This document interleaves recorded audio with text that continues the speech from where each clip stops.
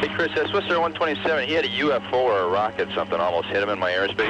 Military radar advises they are picking up an intermittent primary target behind you in trail. Since the earliest years of manned flight, pilots and astronauts from around the world have encountered UFOs high in our skies and beyond. This is Houston. Say again, 7?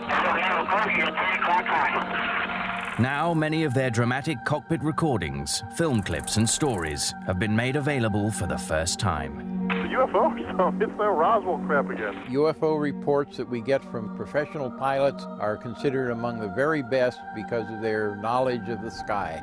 From never-before-released black box and control tower recordings of commercial airline flights. 5-2, Julie, you still see traffic out there? Hell yeah. For the FAA, UFOs are real. They've been punishing pilots and covering up UFO reports for over 50 years. To never-before-seen astronaut reports and secret recordings in outer space. We have an unidentified flying object. Many of NASA's top astronauts have already testified to seeing UFOs. As astronauts and pilots around the world report ever-increasing levels of unusual activity in our skies. Big bright light on the front and a greenish tail coming out the back. I'll tell you what, that is weird. And the military doesn't admit to anything flying tonight. It was too fast to be an airplane. Looks like a UFO. Many wonder, do the skies belong to us or to them?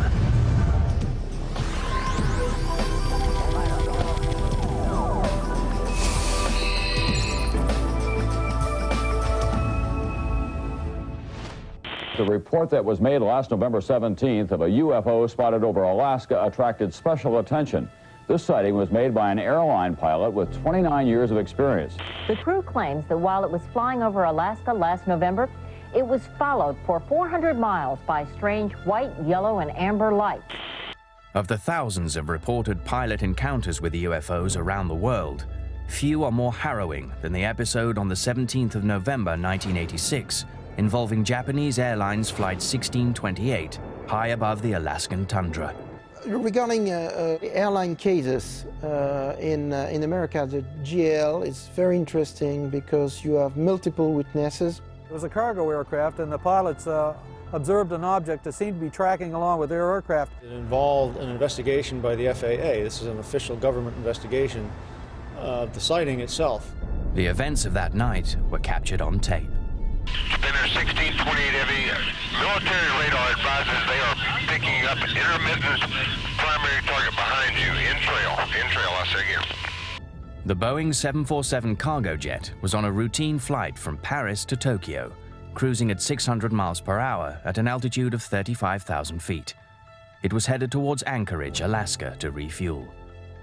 Suddenly, at 5:11 p.m., Captain Kenju Terauchi, a pilot with 29 years flight experience, saw three large, fast-moving, unidentified objects 2,000 feet below.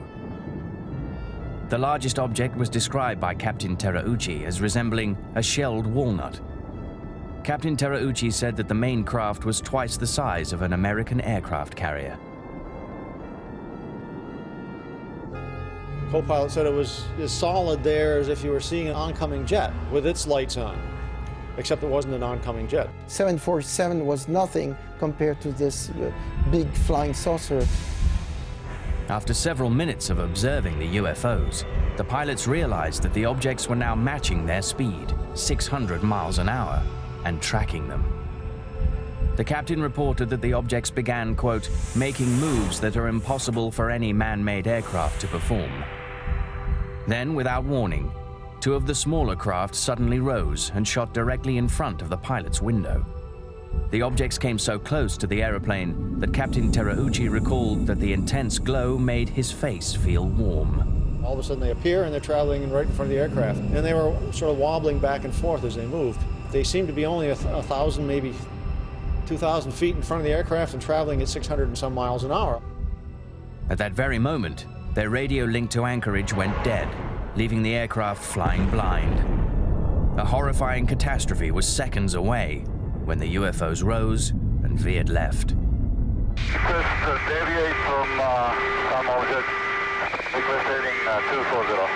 Spinner 1628 heavy. Deviations approved as necessary for traffic. It's quite a big, make a formation. Formation.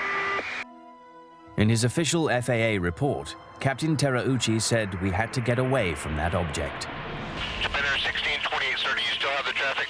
Disappear, Spinner 1628. Spinner 1628, I understand you do not see the traffic any longer? Okay.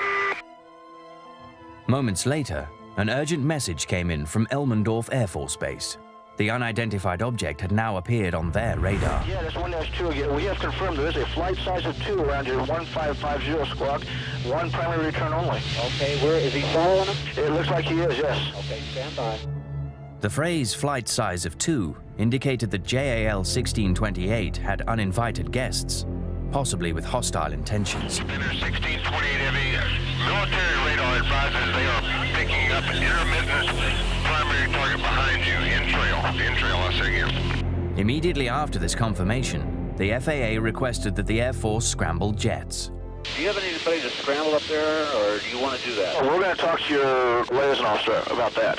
It's starting to concern Japan Airlines. I think it's 360 now. It's still following. Okay, we'll call the military desk on this. Although the military desk took no action, JAL 1628 landed safely in Anchorage at 6:20 p.m. Extensive media coverage around the world has helped make this incident one of the most widely reported UFO cases in history. The JAL case continues to inspire debate about the nature and intent of the objects that tracked the 747. To this day, it remains a mystery. The Japan Airlines 747 had a saucer go around it. The papers mysteriously disappeared from the FAA office. The 30th of January 1987. Only 2 months after the JAL report, a similar UFO event took place in Alaskan skies. But this one involved the US military. A US Air Force KC-135, flying from Elmendorf Air Base in Anchorage to Eielson Air Force Base near Fairbanks, reported a chilling UFO-related incident at 20,000 feet. Traffic for us around 1 o'clock. Can't really tell the distance. Seems to be about still altitude. Actor 29, negative. I have no traffic and you're 1 o'clock. The pilots reported that the object was strikingly similar to the UFO seen by the JAL flight, a massive, disc-shaped, noiseless object larger than an aircraft carrier. Seconds later, Anchorage Air Traffic Control asked whether the KC-135 still had the object in sight. The pilot replied yes, and added that the object was now only 40 feet from his aircraft. The recent incident involving JAL Flight 1628 even came up in their cockpit recording. We're from California, just visiting up here. People see this sort of thing a lot other than the Japan Airline type?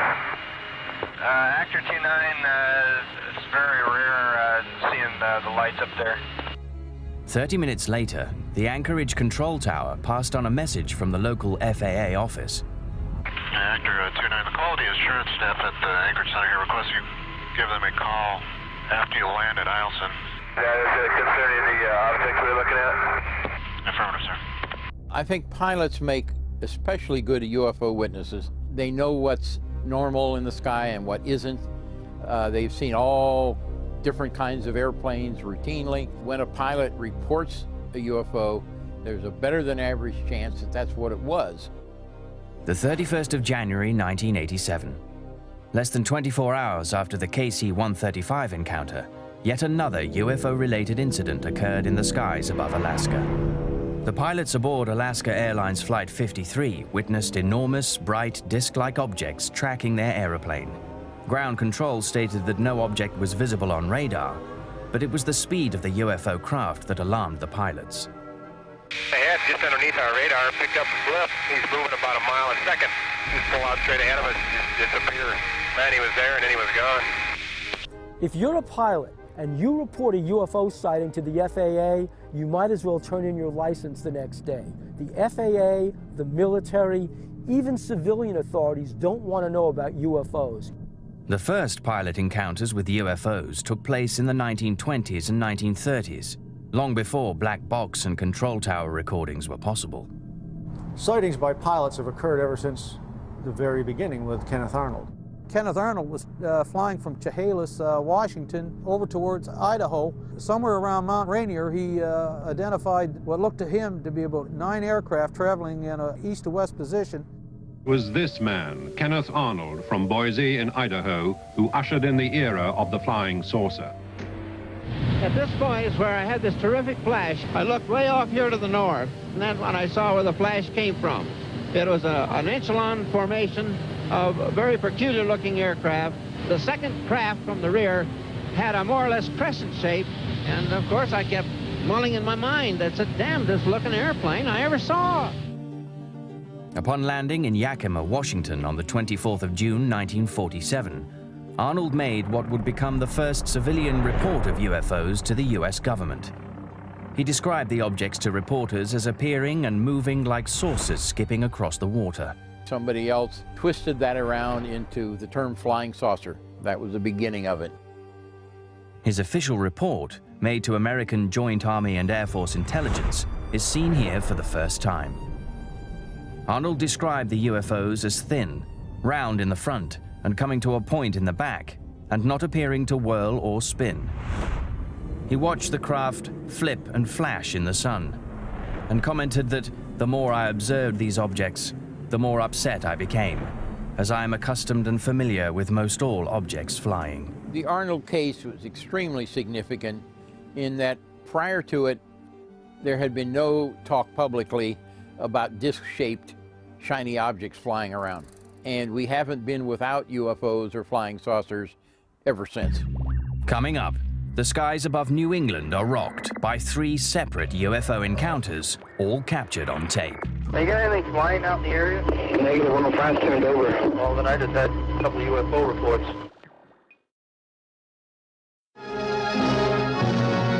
The Grand Canyon is a graveyard for 128 passengers and crew of 2 airliners which collided in a thunderstorm and crashed on peaks little more than a mile apart.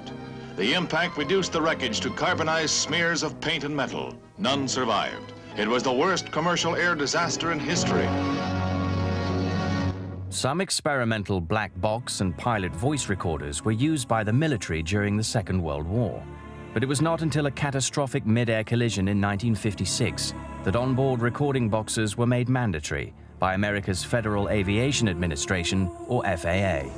A major accident above Grand Canyon imposed the FAA and the NTSB to ask for all the airlines to be equipped with audio recording system.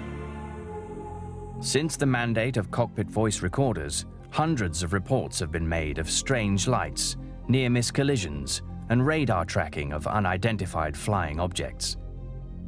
3 recent pilot recordings captured over the United States are presented here for the first time. One of the most fascinating cases is Lufthansa 405 out of JFK, November 18th, 1995, where they saw a UFO across Long Island. The 18th of November, 1995. While flying over Long Island, New York, Lufthansa Flight 405, traveling from New York en route to Frankfurt, made a disturbing call to Boston Air Traffic Control. The pilots reported an unidentified flying object passing within 3,000 feet of their plane. It should be on our tail about 10 minutes. We passed it just 1 minute ago and it was looking strange. The UFO was described as a long cylindrical object with a white light on the front and a long green comet tail. The strange UFO was also seen by British Airways Flight 226, a 747 flying from London that was just north of the object. The codename for British Airways flights is Speedbird. I actually looked about opposite traffic 2,000 feet above. It did have a very strong vapor trail which looked more like smoke, and the light on the front was very, very bright.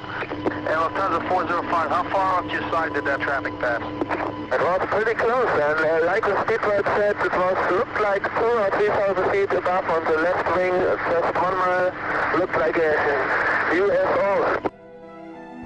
Boston Air Traffic Control contacted Giant Killer, the U.S. military fleet area control and surveillance facility that monitors restricted airspace over the Northeast.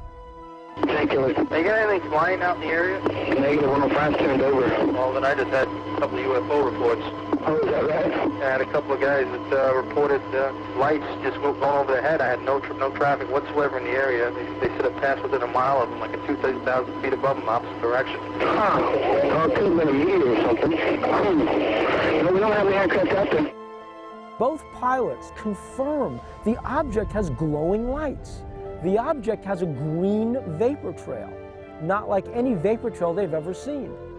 Both pilots immediately questioned the idea that the UFO they had seen was a meteor.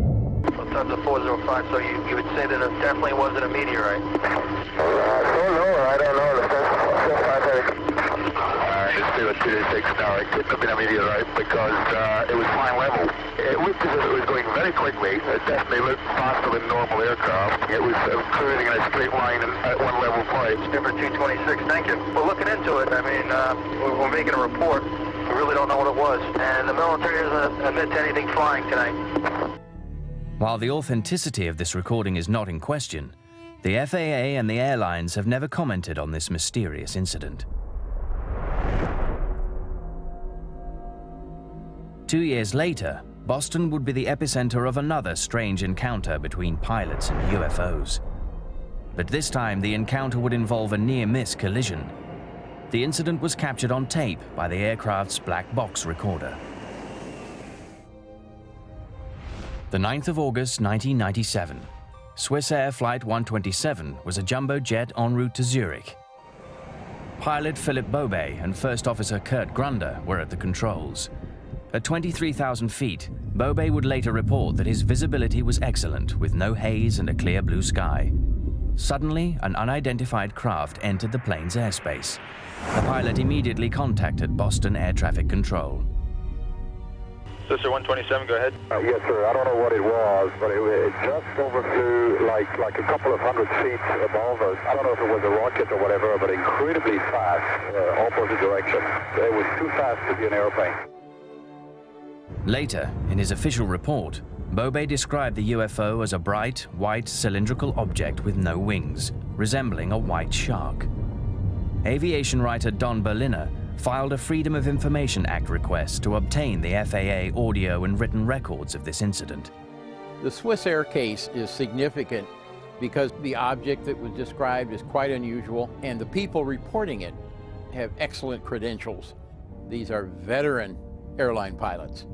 Moments later, the Boston control tower contacted another sector operator who was about to take over the flight. Hey, Chris, Swissair 127, he had a UFO or a rocket, something almost hit him in my airspace. UFO or a rocket almost hit the Swissair 127? Went right above him, about 200 or 300 feet. The pilot's official incident report classified the object as a UFO. However, the National Transportation Safety Board and the FAA concluded that the object seen by Swissair 127 was a weather balloon launched by the military at about the same time. These are not the kind of people who would be fooled by weather balloons, because these are fairly common experiences among airline pilots. It's really hard to mistake a weather balloon for much of anything else. These strange encounters with UFOs are not limited to the northeastern United States. Sightings of UFOs by pilots have been reported across America. On the 28th of February 1996, the skies over the Midwest were rocked by simultaneous reports of frightening aeroplane-like objects moving at incredible speeds. This case involved two commercial aircraft, Air Shuttle 5959 en route to Cleveland and Mesaba 3179, a Dash 8 headed from Detroit to Pellston, Michigan. The event was recorded by the Cleveland Tower. Gets a report from an air shuttle flight coming out of Detroit that they've picked up a strange light very close to them. Nobody can figure out what the light is. Hey, Cleveland, Air 5959, we see traffic out there 12 to 1 o'clock, lower altitude. Do you have one radar? Air Shuttle 5959, that's a negative, sir. I don't have anything out in front of you. Can you get an estimate on an altitude on him?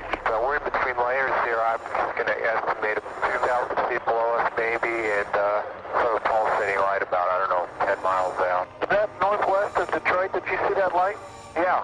Well, that's what I saw, a real bright white light. light, sometimes flickering underneath the cloud.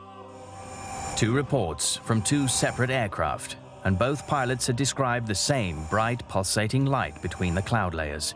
Cleveland Air Traffic Control questioned whether the light might be a landing beacon. Air Shuttle 5959, is that traffic that you saw earlier? Do you see him out there any longer? That Air Shuttle 5959, that's permanent. I don't know if we're getting closer to it or what, but it looks like a rotating light around it, like a frisbee type thing that's going around it. UFO. Basaba 3179, do you see the same thing? Sir, I saw it coming out of Detroit. I wondered, all I saw was just a couple real bright flashes of light, but it looked like it was underneath the cloud deck to me, maybe 10,000 feet. Would you think it might be like a reflection, maybe perhaps off a beacon that for some reason it's just one of those weird things, natural phenomena that you're getting a reflection? Because I got nothing out there. This is definitely a distinct whitish, well, it's looking a little red and greenish light sort of pulsating, and it is constant. It's not a beacon. The Cleveland Air Shuttle hangs a UE, goes under the light, and now is looking at the light from underneath and says, absolutely not, Cleveland.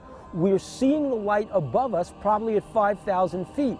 And Cleveland Air Shuttle 5959. Just to keep you advised, we're descending to 4,000 feet right now, and as we descended through 10,000 feet, that object is above us right now. It is not on the ground. It's about 10,000 feet. I'll tell you what, that is weird. It's just sitting there pulsating. I'm trying to do a little investigating as to what this might be, and if you would keep me advised on this. Okay, sir. I'm going to blink my lights at him and see if I can get any action on him. Basaba 3179, when you flashed your lights, did you get any response? Didn't appear to, sir. Okay. A double pilot sighting caught on radio that you would never hear because the media never covered it. Coming up, another UFO double sighting, this one involving an America West airliner and NORAD. This guy definitely saw it run all the way down the side of the airplane. It's right out of the X-Files. And we'll analyze evidence of UFO sightings during NASA's Apollo moon missions.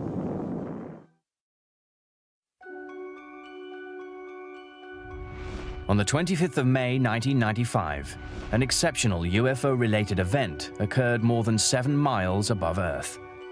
An enormous, fast-moving UFO was witnessed by an America West airline crew.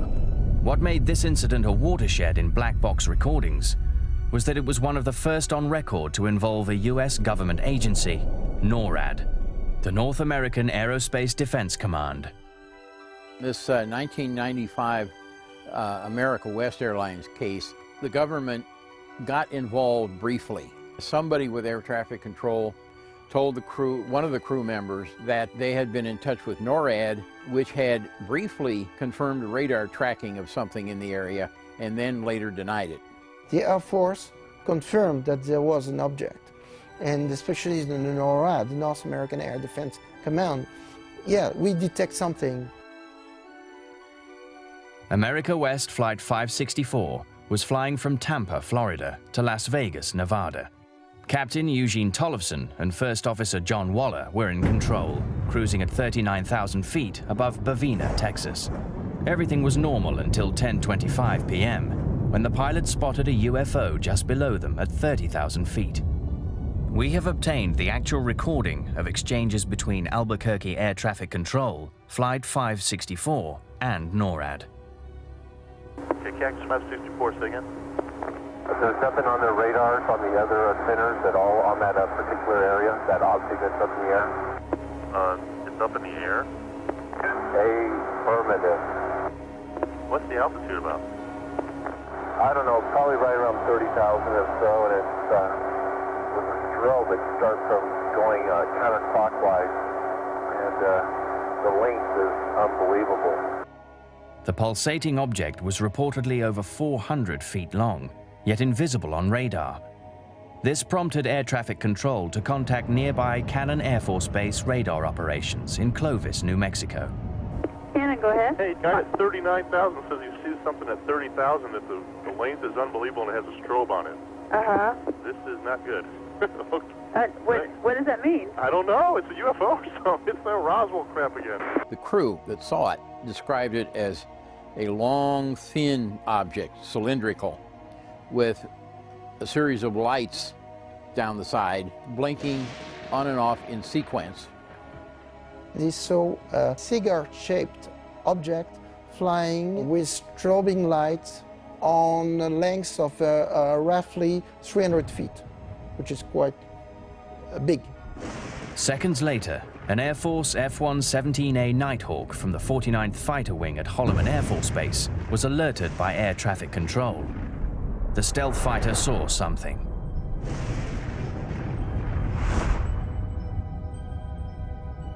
Arcade 5, in the next 2 to 3 minutes, be looking off to your right side. If you see anything about 30,000 feet, one aircraft reported something. It wasn't a weather balloon or anything. It was a long, white-looking thing with a strobe on it. Let me know if you see anything out there. Any traffic off our left wing right now? I've got some passing off here at 9 o'clock and about 12 at 31 westbound. Okay, so we'll take stuff up that. A little lower than us, just went off our left wing.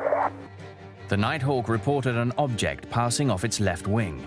America West 564 had the same experience moments later. The object moved dangerously close to both aircraft. The anxious America West crew contacted Albuquerque Air Traffic Control again.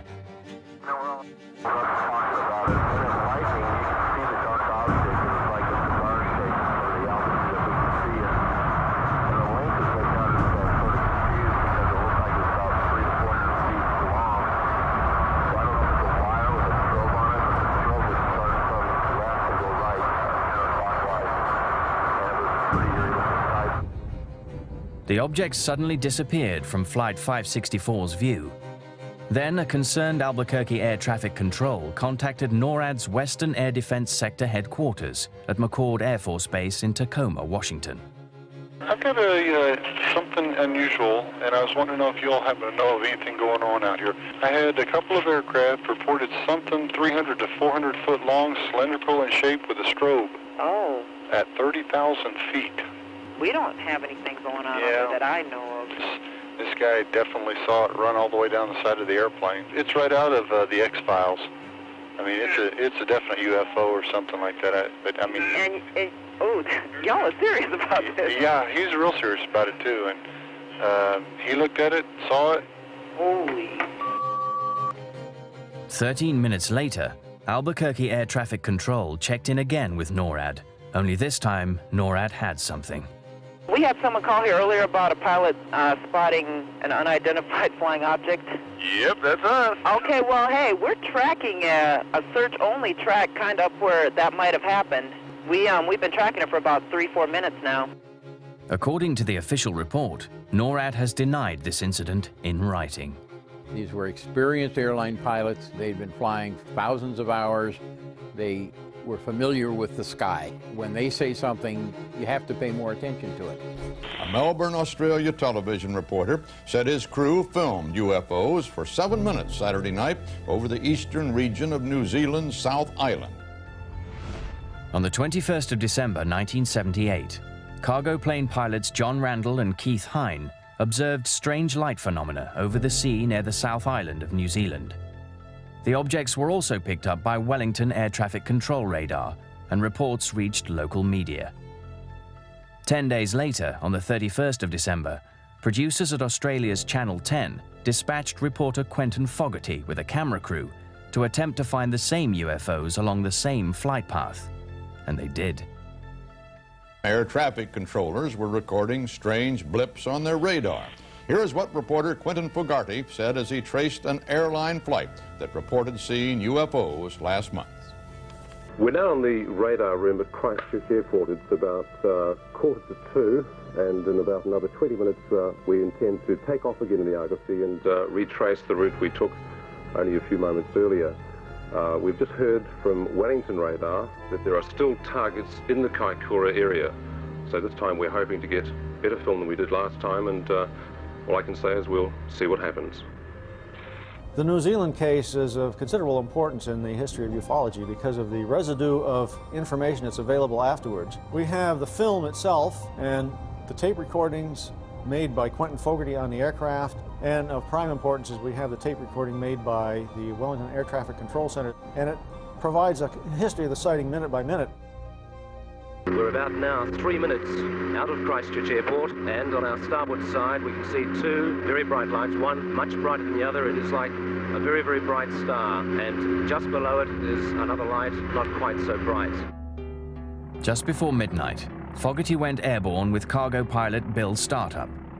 The beginning of the flight was uneventful. Then at 12:05, Fogarty and the crew saw strange lights and objects coming towards them from the right side of the plane. Fogarty turned on his camera and they began filming.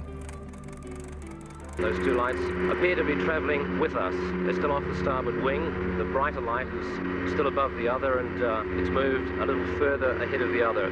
It's extremely bright, much brighter than any of the other stars in the sky. Ground radar observed the objects, and the control tower confirmed the sighting and recorded the conversation.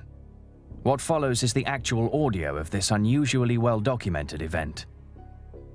The storm target showing at 11 o'clock at 3 miles. Just left at 9 o'clock at 2 miles. Captain Startup said that the object or target was initially ahead of him, then traveled at an unbelievable speed past his left side. He quickly banked the plane left in an attempt to make visual contact. From the ground, Wellington Air Traffic radioed a chilling message to the captain. They had picked up yet another target on his left side, and this one was closing in on the plane. Target at 12 o'clock at 3 miles.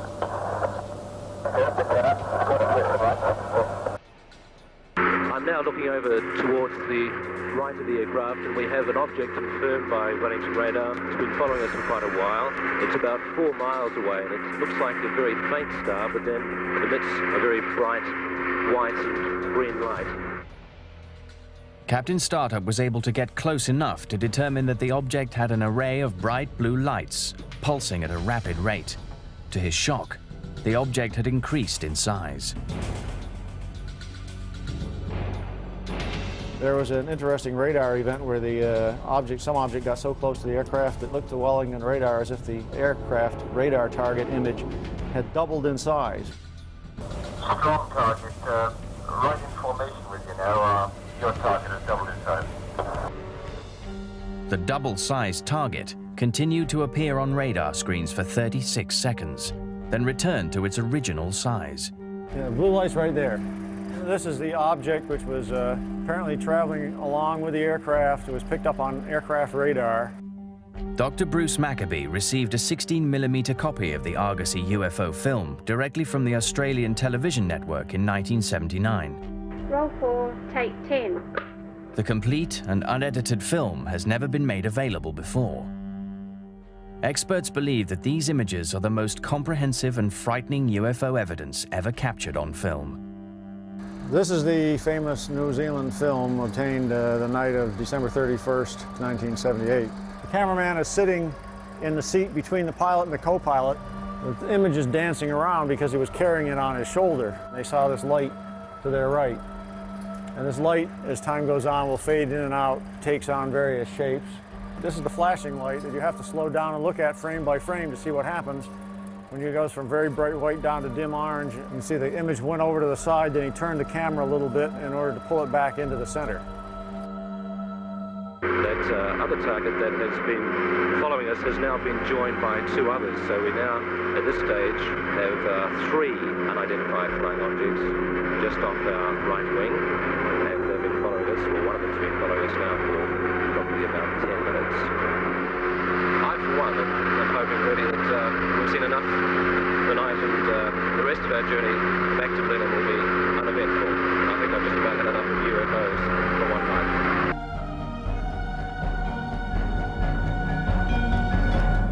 And that's the way it is. Or is it?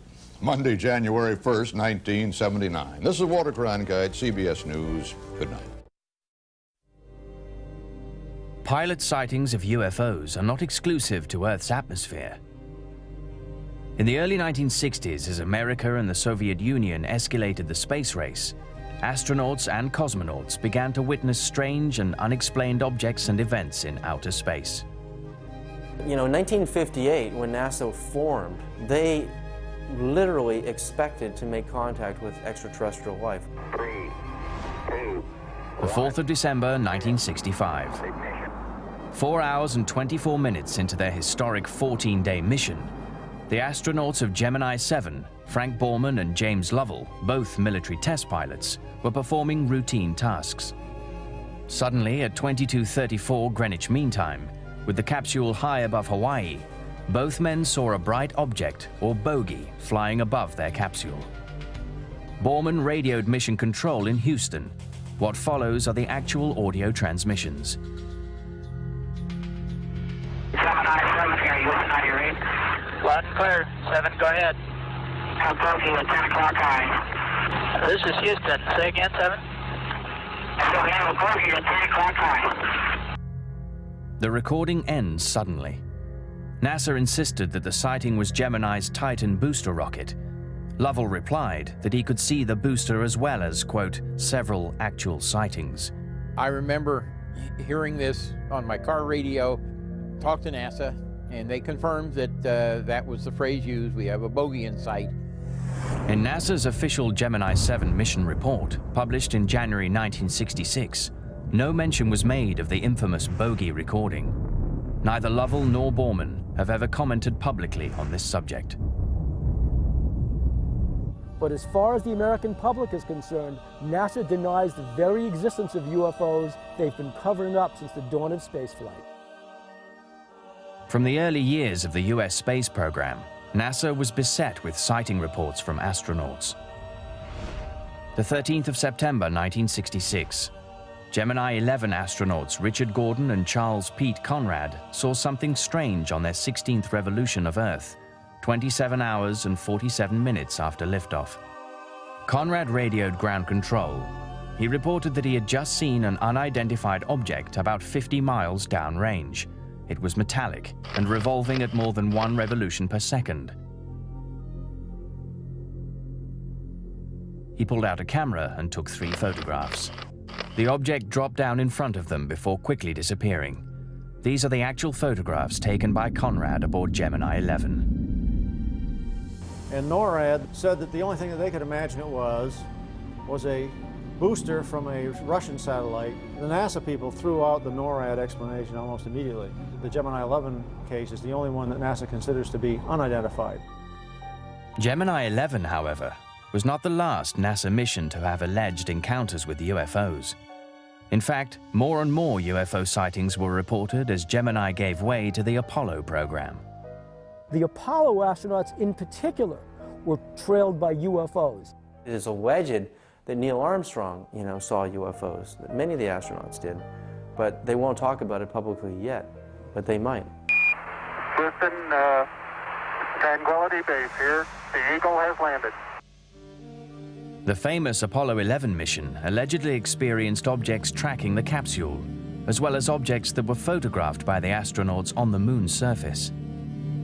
4 months later, on the 14th of November 1969, Apollo 12 commander Pete Conrad reported to NASA that he had seen an unidentified object from his window. An object which is in the same place all the time but appears to be tumbling. Always had it ever since yesterday. It just seems to be tagging along with us.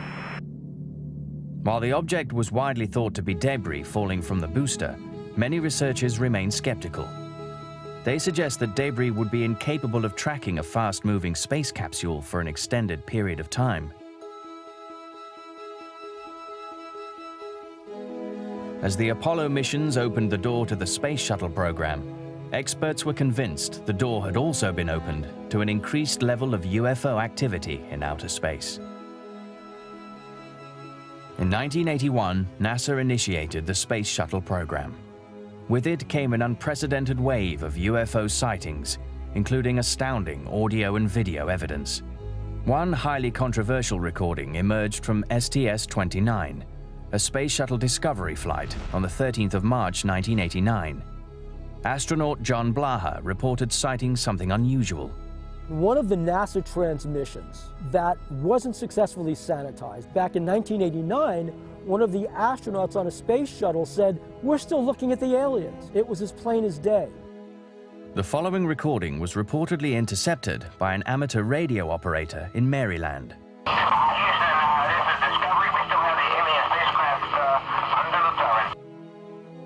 To this day, NASA has neither confirmed nor denied the validity of this transmission.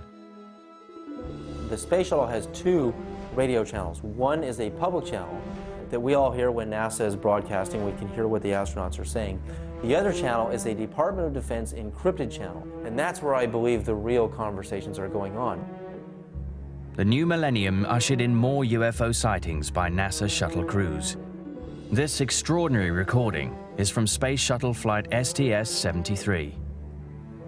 Mission specialist Catherine Coleman saw something curious on day 3 of the 15-day mission. This is October 21st, 1995. We have an unidentified flying object. And nothing after. I mean, there she is. Catherine's just floating around in there. And that's where I believe they went on to the Department of Defense encrypted channel on the space shuttle, and they continued the conversation. Researcher David Sereda has been studying unusual phenomena in outer space for over a decade. His theory is that NASA continued recording, but on a secret frequency, leaving us with more questions than answers. We have an unidentified flying object. Even recent shuttle missions have had eerie reports and sightings of strange objects. According to Sereda, more shocking evidence of UFOs in outer space came on the 6th of August 2005 from Space Shuttle Flight STS-114. Well, the space shuttle is doing 18,000 miles an hour around the Earth. So the object is traveling obviously much faster than 18,000 miles an hour to catch up to the shuttle, to fly in tandem speed with it, and then it takes off and goes back out the other way. And this is real footage from the space shuttle. Even considering that it may be just a few miles away from the space shuttle is obviously a very large UFO. The object appeared quickly, dramatically changed speed and direction, then flew back out of frame. The trajectory and speed of the object seemed to defy the laws of physics, leaving researchers like Sereda to draw their own conclusions. When you zoom in on video frames or any digital media, you get pixelation. So some of the rectangular shapes you see are pixels, but notice also you can see the round aura of light around it, so you can still differentiate shapes within the pixels. There's no way that's dust and debris. There's no way it's another satellite. When you go through process of elimination, you know that what we're seeing in STS-114 is truly a UFO. There's really nothing else out there like that. Since NASA does not comment on the topic of UFOs, the authenticity of space recordings and sightings cannot be officially confirmed. This leaves many questions unanswered. UFOs constantly trailed our spaceships around planet Earth, the space shuttle, but more importantly, all the Apollo, the Project Apollo spacecraft on the way to the moon. I think a lot of astronauts are going to start coming forward and testifying to what they have seen. My impression is the guys who go running around saying the NASA stuff proves something are hyping it. As Earth's airspace becomes increasingly crowded and more people than ever take to the skies, is it possible that reports of strange encounters will continue? There are reams and reams of official reports by commercial aircraft, by private aircraft, and military aircraft about pilot encounters. Even if, while we're sitting right here in California, a UFO turned up over Santa Monica Bay, you probably hear a great explanation of how it was a reflection of the sun behind the cloud. There have been many reports from many experienced pilots of strange phenomena and frightening encounters with UFOs since the beginning of manned flight. As our pilots fly through Earth's atmosphere and further into space, we continue to wonder, do the skies belong to us or to them? 3179, we got a passenger taking a picture of it right now. Green light, looks like a UFO. At the same time, tomorrow on History, UFO Files investigates the Pacific's Dragon's Triangle, which has reportedly claimed ships and aircraft